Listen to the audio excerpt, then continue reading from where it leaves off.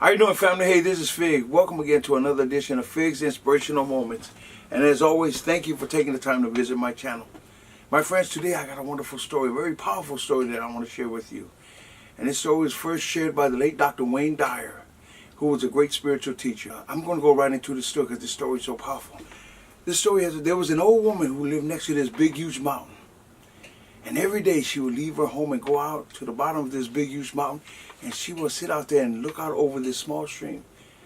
And she was a divine woman, and this is what she did every day. Each day she would leave her home and go out to the bottom of this big, huge mountain. She would look out over the small stream. One day as she was sitting out there looking out over this small stream, she noticed that there was something shiny sticking out of that small stream. So she gets up and walks over there and picks it up. And she realized that what she held in her hand was a very precious stone.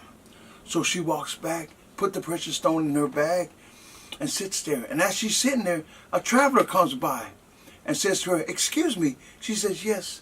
The traveler says to the old woman, "I haven't eaten all day. Do you have some food you can share with me?" And the old woman says, "Yes." The old woman reaches into her bag to take out the food. The traveler noticed that very precious stone in her bag. And he says to her, "Excuse me." And the old woman says, "Yes." He says to her, "Can I have that?" And the old woman reaches in her bag and takes out that precious stone and says, "Yes." Hands it to the traveler, gives him the food, and the traveler leaves. The very next day, the old woman's sitting out there at the bottom of this big, huge mountain looking out over this small stream. As she's sitting there, she noticed that traveler from the day before coming back, and he's walking up to her. And as he's walking up to her, he's holding that very precious stone in his hand. And he says to her, "I don't want this." And the old woman says, "Well, what do you want?" And the traveler says, "I want something more precious than this." And the old woman says, "Well, what is that?" Listen to the traveler's response. The traveler says to the old woman, "I want what's inside you that made you give me this. I want what's inside you that made you give me this." What a beautiful story. You know what I love about that story? To me, that story speaks to what's in your heart. More than just compassion, it's what's in your heart. Because here's the thing. There's an old Chinese proverb that I love that says we have to live our life with an open hand as opposed to a closed fist. Because if we live in our life with a closed fist, that means we're trying to hold on to everything.